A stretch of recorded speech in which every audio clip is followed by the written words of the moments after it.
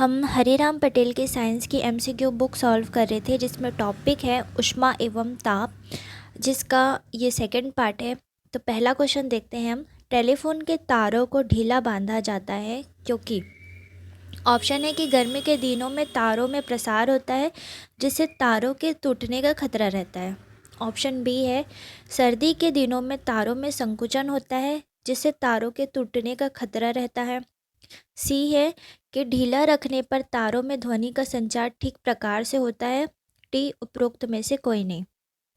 पहला ऑप्शन को देखते हैं कि गर्मी के दिनों में तारों में प्रसार होता है। ये तो बिल्कुल सही है, जिससे तारों के टूटने का खतरा रहेगा। तारों के प्रसार होने से टूटने का खतरा रहेगा, ये बिल्कुल गलत बात है। सर्दी के दिनों में तारों में संकुचन होता है, यानी कि वो सिकुड़ जाते हैं, जिससे तारों के टूटने का खतरा रहता है। ये बिल्कुल सही है कि सर्दी के दिनों में संकुचन होता है, इस वजह से टेलीफोन के तारों को ढीला बांधा जाता है। दूसरा क्वेश्चन है कि धातु के टेबल पर रखा गर्म कॉफ़ी का कप किस विधि से ठंडा होता है। तो ऑप्शन है चालन एवं विकिरण के द्वारा, बी है चालन एवं संवहन के द्वारा, सी संवहन एवं विकिरण के द्वारा, डी है चालन संवहन विकिरण एवं वाष्पीकरण के द्वारा। देखिए, सबसे पहले चालन किसको बोलेंगे। ये मान के चलते स्टील का एक कटोरा है, जिस पर हम यहाँ से ताप दे रहे हैं। इसमें चालन विधि के द्वारा यहाँ पर हम ताप दे रहे हैं। ठोसों में चालन विधि के द्वारा ऊष्मा का प्रसार होता है, तो ये पूरे कटोरे को गर्म कर देगा। इसको कहेंगे चालन। विकिरण, सूर्य से कोई ऊष्मा प्राप्त हो रही है, उसको कहेंगे विकिरण। अब संवहन किसको कहते हैं, यहाँ पर मान के चलते हैं पानी रखा हुआ है, अब हम इस पर ताप दे रहे हैं, तो ऊष्मा के कारण ये भाप में बदलता है, और इसका संवहन यानी कि प्रसार ऊष्मा का इस तरह से होता है, जिसको कहते हैं संवहन। ये अपने ही अणुओं के प्रसार इस तरफ से करता है, तो इसको बोलेंगे संवहन। और ये जब गैस में बदल जाएगा तो इसको कहेंगे वाष्पीकरण।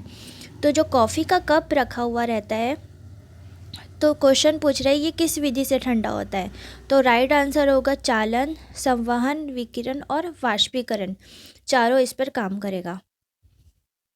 अगला क्वेश्चन है, जब पानी को 0 डिग्री सेल्सियस से 10 डिग्री सेल्सियस तक गर्म किया जाता है, तो इसका आयतन क्या होगा। तो जो इसका आयतन है पहले घटेगा और उसके बाद बढ़ता है। तो पानी को 0 डिग्री सेल्सियस से 10 डिग्री सेल्सियस में गर्म करने पर आयतन पहले घटता है और उसके बाद बढ़ता है। अगला क्वेश्चन है, जल के आयतन में क्या परिवर्तन होगा यदि तापमान 9 डिग्री सेल्सियस से गिराकर 3 डिग्री सेल्सियस कर दिया जाए। तो ऑप्शन है कि आयतन में कोई परिवर्तन नहीं होगा, आयतन पहले बढ़ेगा बाद में घटेगा। ऑप्शन सी है कि आयतन पहले घटेगा और बाद में बढ़ेगा। और डी है कि पानी जम जाएगा। तो राइट आंसर हो जाएगा ऑप्शन सी, आयतन पहले घटेगा और बाद में बढ़ेगा। अगला क्वेश्चन है, द्रव की ऊष्मा चालकता ज्ञात करने के लिए हम ऊपर का भाग गर्म और नीचे का भाग ठंडा रखते हैं, जिससे क्या होता है। ऑप्शन है कि संवहन नहीं होता, विकिरण रोकने के लिए, सी है कि नीचे की ओर ऊष्मा संचालन रहता है, डी है कि वायु भरने से कोई लाभ नहीं मिलता। तो राइट आंसर हो जाएगा ए, संवहन नहीं होता है। यदि हम ऊष्मा की चालकता ज्ञात करते हैं तो ऊपर का भाग को गर्म रखते हैं और नीचे का भाग को ठंडा रखते हैं, जिससे कि क्या होता है, संवहन नहीं होता है। अगला क्वेश्चन है कि एक गर्म वस्तु बहुत तेजी से ऊष्मा विकसित करती है यदि इसका पृष्ठ हो। ऑप्शन है कि सफ़ेद तथा चिकना, सफ़ेद तथा खुरदुरा, काला तथा चिकना, काला तथा खुरदुरा। तो राइट आंसर हो जाएगा काला तथा खुरदुरा। काला तथा खुरदुरा रखने से ऊष्मा जो है अधिक बहुत तेज़ी से विकसित करती है। अगला क्वेश्चन है कि ऊष्मा विकिरण की गति होती है, ऊष्मा जो विकिरण की गति है वो किसके बराबर होगी। तो ध्वनि के बराबर, प्रकाश के बराबर, पराश्रव्य तरंगों के बराबर, या इनमें से कोई नहीं। तो राइट आंसर हो जाएगा प्रकाश के बराबर। अगला क्वेश्चन है कि कांच के एक टुकड़े को उच्च ताप तक गर्म करके ठंडा होने के लिए रखा गया है, यदि वह चटक जाता है तो इसका मुख्यतः संभव कारण क्या है? तो कांच अगर चटक गया है तो इसका कारण है कि ऊष्मा चालकता कम होना। कांच की ऊष्मा चालकता कम हो गई जिसके कारण कांच चटक गया है। अगला क्वेश्चन है कि ईंट के बने भवनों की तुलना में कच्ची मिट्टी के मकान ग्रीष्म में ठंडे और शीतकाल में अधिक गर्म होने का कारण क्या है? तो पहला ऑप्शन है कि कच्ची मिट्टी अच्छी चालक है, जो कि गलत है। कच्ची मिट्टी बुरी चालक है, जो बिल्कुल सही है। कच्ची मिट्टी कम ऊष्मारोधी है। अगला ऑप्शन है कि जल वाष्पन में गर्मियों में ठंडक और छिद्रों में आने वाली धूप के कारण सर्दियों में गर्म हो जाती है। तो राइट आंसर हो जाएगा कच्ची मिट्टी बुरी चालक होती है, जिसके कारण ये गर्मियों के दिनों में ठंडे और ठंडी के दिनों में गर्म होते हैं। एक ग्राम वाले पदार्थ का तापमान 1 डिग्री सेल्सियस बदलने के लिए आवश्यक ऊष्मा की मात्रा को क्या कहते हैं? तो इसे कहते हैं, ऑप्शन है ऊर्जा, विशिष्ट ऊष्मा, गुप्त ऊष्मा या कोई नहीं। तो राइट आंसर हो जाएगा विशिष्ट ऊष्मा। विशिष्ट ऊष्मा वो ऊष्मा होती है जो किसी चालक को गर्म करने के लिए दी जाती है, इसको कहेंगे विशिष्ट ऊष्मा। अगला क्वेश्चन है कि शीतकाल में हैंडपंप का पानी गर्म होता है क्योंकि? ऑप्शन है कि शीतकाल में हमारा शरीर ठंडा होता है अतः जल गर्म प्रतीत होगा, जो कि गलत है। अगला है कि पृथ्वी के भीतर तापमान वायुमंडल के तापमान से अधिक होता है, जिसके कारण हैंडपंप का पानी गर्म होता है, ये बिल्कुल सही है। शक्कर के घोल का तापमान बढ़ाने से शक्कर की विलेयता होती है। ऑप्शन है कि घटती है, बढ़ती है, अपरिवर्तित रहती है या पहले घटती है फिर बढ़ती है। तो जब शक्कर के घोल का तापमान बढ़ाते हैं तो उसकी विलेयता हमेशा बढ़ती है। तो राइट आंसर हो जाएगा बढ़ना, ऑप्शन बी। अगला क्वेश्चन है कि ठंडे प्रदेशों में जहां तापमान 0 डिग्री सेल्सियस तक चला जाता है वहां किसान अपने फसलों को नुकसान से बचाने के लिए खेतों को पानी से भर देते हैं, क्यों? तो ऑप्शन है जल ठंडे प्रदेशों में प्रचुरता में पाया जाता है। ऑप्शन बी, जल की विशिष्ट ऊष्मा कम होती है और 4 डिग्री सेल्सियस से कम तापमान पर जल का आयतन बढ़ जाता है। ऑप्शन सी, पानी की विशिष्ट ऊष्मा अधिक होती है। डी है कि ठंडे प्रदेशों में जड़ों द्वारा प्रचुर मात्रा में जल का अवशोषण होता है। तो राइट आंसर क्या हो जाएगा? ऑप्शन सी, पानी की विशिष्ट ऊष्मा अधिक होती है, जिसके कारण उसको मतलब फसलों को नुकसान से बचाने के लिए आजू बाजू उसमें पानी से भर कर रखते हैं। और विशिष्ट ऊष्मा का एक और उदाहरण ये है कि ठंड के दिनों में जो कमरे को गर्म करने के लिए पाइप में गर्म पानी प्रवाहित किया जाता है, जिसके कारण उसकी विशिष्ट ऊष्मा अधिक होती है, जिसके कारण जो जल है वो देर तक का पानी को गर्म करके रहने देता है, जिससे तापमान कमरे का गर्म हो जाता है। अगला क्वेश्चन है कि 1270 से 1675 केल्विन पर वायु की अनुपस्थिति में कोयले को गर्म करने की प्रक्रिया क्या कहलाती है? ऑप्शन है कि थर्मल क्रैकिंग, प्रभंजन आसवन, थर्मल डेस्टिलेशन या कैटलिस्ट क्रैकिंग। तो राइट आंसर हो जाएगा प्रभंजन आसवन। इसके द्वारा वायु की अनुपस्थिति में कोयले को गर्म करते हैं। अगला क्वेश्चन है कि यदि 0 डिग्री सेल्सियस पर बर्फ़ के एक टुकड़े को एक बर्तन में मिलाया जाता है जिसमें पानी 0 डिग्री सेल्सियस पर हो, यानी कि बर्फ़ भी 0 डिग्री सेल्सियस पर है और पानी भी 0 डिग्री सेल्सियस पर है, तो क्या होगा?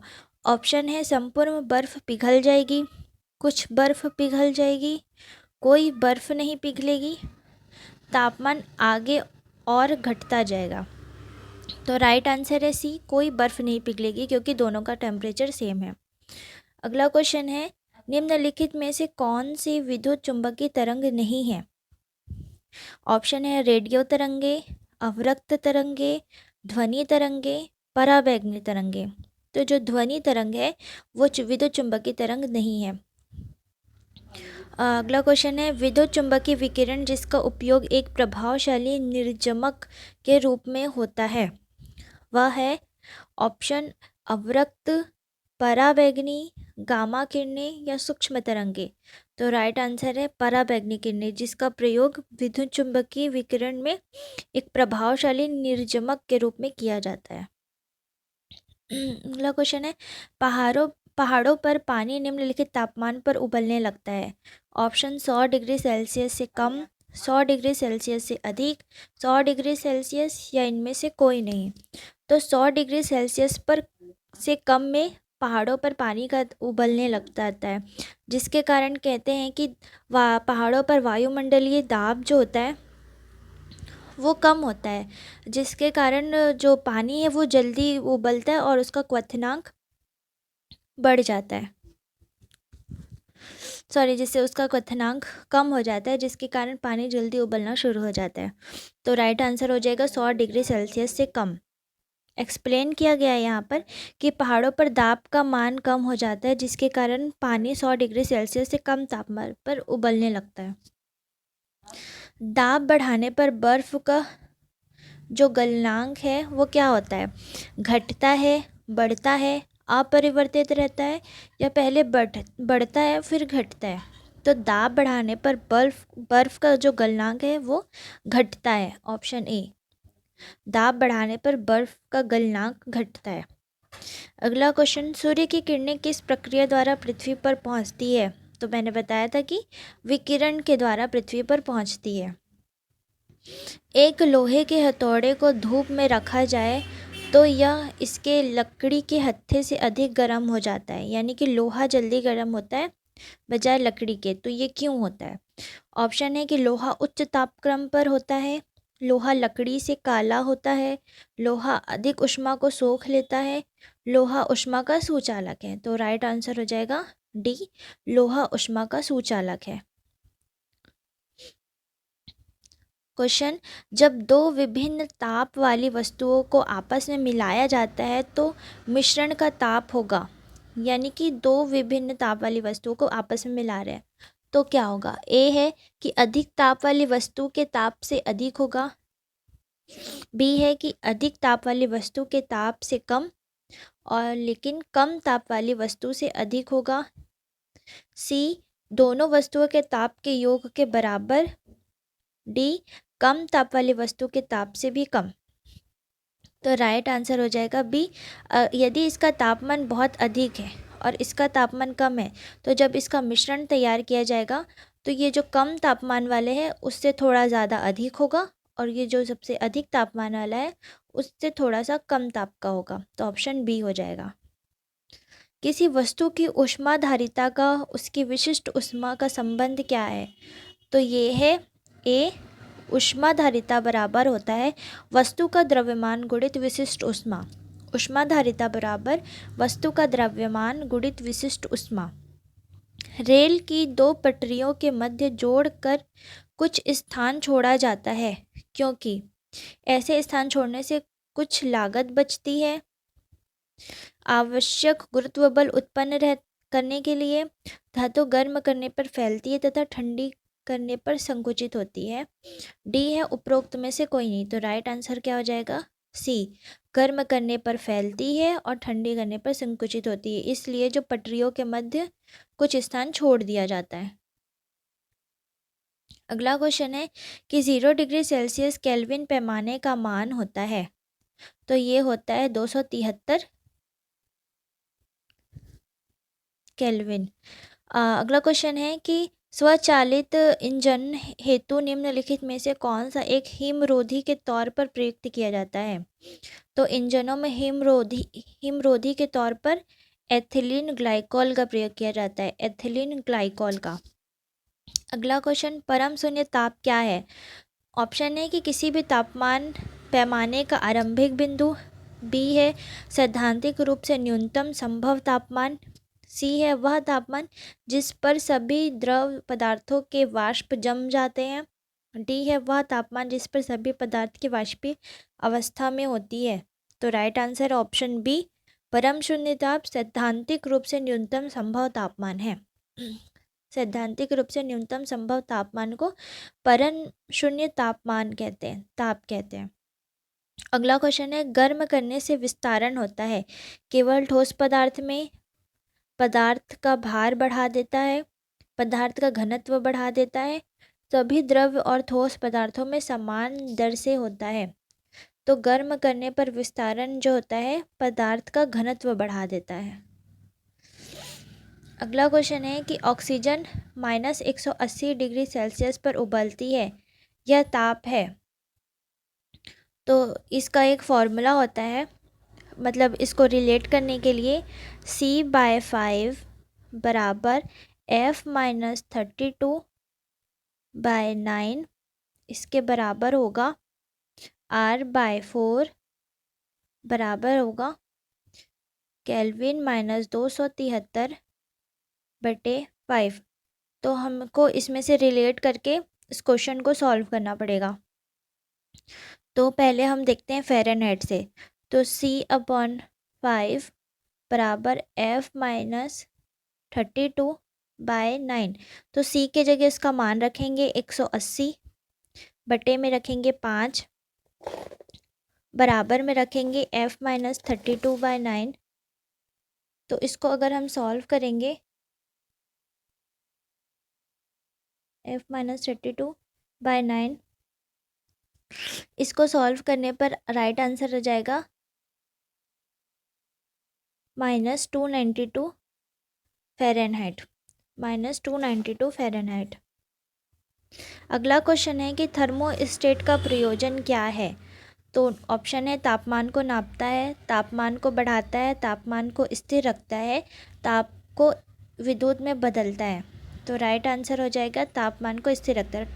थर्मोस्टेट, स्टेट से ही पता चल रहा है कि वो स्थिर रखेगा। थर्मोस्टेट संबंधित है तो आर्द्रता से, तापक्रम से, हवा से या बादल से। अभी हमने पढ़ा है कि वो तापमान को स्थिर रखता है तो तापक्रम से। क्वेश्चन है कि कैलोरीमीटर सामान्यता मापता है, सामान्यता बनता है, कैलोरीमीटर सामान्यता बनता है किससे। तो ये बनेगा तांबे से। कैलोरीमीटर तांबे से बनता है। जब जल को 0 डिग्री सेल्सियस से 100 डिग्री सेल्सियस तक गर्म किया जाता है तो जल का आयतन क्या होगा। तो जल का आयतन धीरे धीरे बढ़ेगा, धीरे धीरे घटेगा, पहले बढ़ेगा फिर घटेगा, या पहले घटेगा फिर बढ़ेगा। तो हमने इतने बार पढ़ा है कि पहले घटेगा उसके बाद बढ़ेगा। तो राइट आंसर हो जाएगा डी। पानी 212 फ़ारेनहाइट या 100 डिग्री सेल्सियस पर उबलता है और 32 फ़ारेनहाइट या 0 डिग्री फ़ारेनहाइट पर पिघलता है। यदि किसी दिन का तापमान 35 डिग्री सेल्सियस है तो यह बराबर होगा। ये उसी फॉर्मूले से सॉल्व होगा। तो राइट आंसर हो जाएगा 95 डिग्री फ़ारेनहाइट। न्यूनतम संभव ताप है 0 degree Celsius, 0 degree Fahrenheit, -273 Celsius या -273 केल्विन। तो ये है 273, -273 डिग्री सेल्सियस सबसे न्यूनतम तापमान है। जब पानी को 0 डिग्री सेल्सियस से 10 डिग्री सेल्सियस तक गर्म किया जाता है तो यही आंसर हो जाएगा, पहले घटता है और आयतन और बाद में बढ़ता है। अगला क्वेश्चन है गर्म करने पर एक वस्तु के ताप में 40 डिग्री सेल्सियस की वृद्धि होती है, तो वो किस फ़ारेनहाइट पैमाने पर यह वृद्धि होगी। ये सब उसी फॉर्मूले से सॉल्व होगा। तो राइट आंसर हो जाएगा 72 डिग्री फ़ारेनहाइट। अगला क्वेश्चन है कि ताप स्थायी, जिसको हमने ऊपर में पढ़ा था थर्मोस्टेट, या खालिसान स्थिर बनाए रखने का एक साधन है। तो करेंट, टेम्परेचर, प्रेशर या हीट रेडिएशन। तो ये है टेम्परेचर, यानी कि ताप को स्थिर रखने का कार्य करता है ताप स्थायी। अगला क्वेश्चन है कि मिट्टी के घड़े में निम्नलिखित में से किस क्रिया के कारण जल ठंडा रहता है। तो ऑप्शन है द्रवण, वाष्पीकरण, ऊर्ध्वपातन या उपरोक्त में से कोई नहीं। तो ये है वाष्पीकरण के कारण जो घड़े का पानी है वो ठंडा रहता है। रेफ्रिजरेटर में खाद्य पदार्थ ताज़ा रखने हेतु सुरक्षित तापमान क्या है। तो ऑप्शन है 4 degree Celsius, 8 degree Celsius, 0 degree Celsius या 10 डिग्री सेल्सियस। राइट आंसर हो जाएगा ए, 4 डिग्री सेल्सियस, जिस पर रेफ्रिजरेटर में खाद्य पदार्थ जो है वो ताज़े रहते हैं। अगला क्वेश्चन है वह ताप जिस पर केल्विन ताप का मान सेल्सियस ताप के मान का 2 गुना होता है। तो ये ऑप्शन है 273 डिग्री सेल्सियस, 273 डिग्री सेल्सियस ऐसा तापमान है जिस पर जो केल्विन का ताप का मान सेल्सियस के तापमान का 2 गुना होता है। अगला क्वेश्चन है कि ऊष्मा प्रवाह निम्नलिखित में से किसके अंतर का परिणाम है। तो ऊष्मा प्रवाह ऑप्शन है तापमान, परिणाम, विभवांतर या घनत्व। तो ऊष्मा प्रवाह जो है वह तापमान के अंतर का परिणाम है। धातुओं की ऊष्मा चालकता बहुत अधिक होती है क्योंकि धातुओं में परमाणु बहुत समीप होते हैं, धातु में परमाणु अत्यधिक संख्या में होते हैं, ये धातु में परमाणु तेजी से चलते हैं, ये धातु में बड़ी संख्या में मुक्त इलेक्ट्रॉन होते हैं। तो राइट आंसर हो जाएगा डी, धातु में बड़ी संख्या में मुक्त इलेक्ट्रॉन होते हैं जिसके कारण उसकी ऊष्मा चालकता बहुत अधिक होती है। अगला क्वेश्चन, संवहन द्वारा ऊष्मा का स्थानांतरण हो सकता है।